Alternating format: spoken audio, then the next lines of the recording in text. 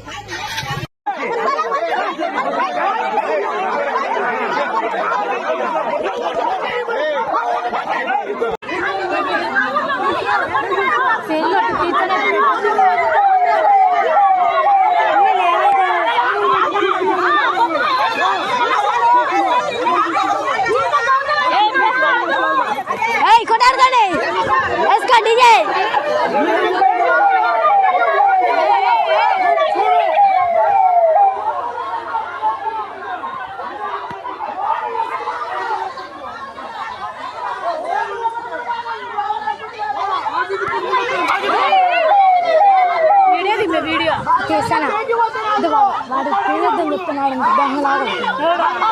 వాడే వాళ్ళ మొక్కలు కూడా ఈసారి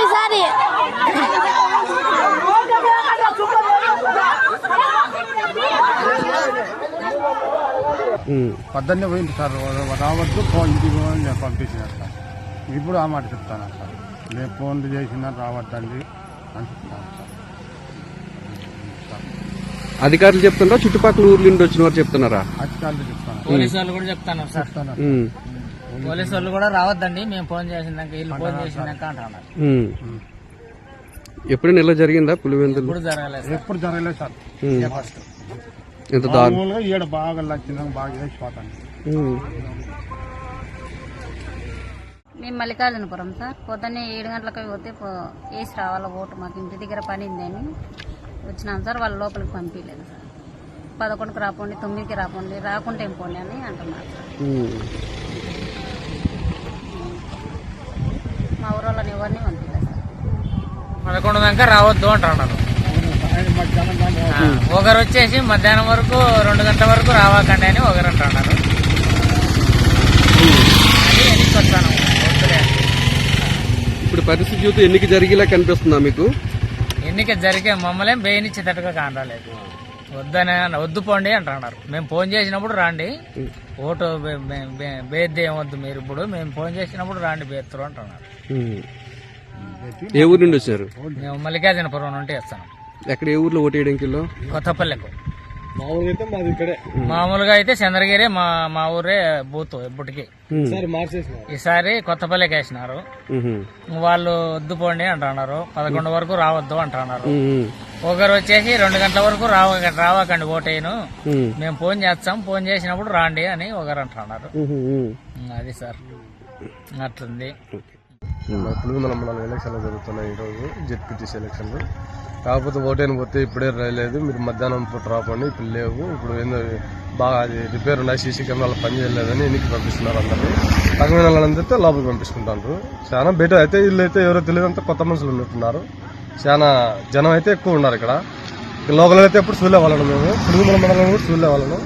చాలా మంది వెనక్కి పంపించేది జరుగుతుంది. ఓటు బేసానికి పోతే ఓటు లేదని లేదు వాళ్ళు, కానీ ఇప్పుడు కాదు మధ్యాహ్నం పూట రాపండి, ఇప్పుడు ఏదో బాక్సులు రెడీ చేసుకుంటారు, కెమెరాలు పని చేయలేదని పంపిస్తేస్తాను, లోపలికైతే పంపించలేదు. అక్కడ మిగతా వాళ్ళు ఎవరున్నారా? వేరే ప్రాంతం వేరే వాళ్ళు బయట నుండి వచ్చిన వాళ్ళకైతే మామూలుగా టౌన్ బయట ఉన్న వాళ్ళు ఓటర్లు ఎవరన్నా వాళ్ళు తగిన వాళ్ళ మనుషులు వచ్చి లోపలికి పంపిస్తుంటారు. పోలీసులు పంపిస్తుంటారా? మటుకు ఇది ఈ ఎలక్షన్లు అంటే చాలా జరగడం లేదు, ఏదో వాళ్ళే చేసుకుంటారు అంతే.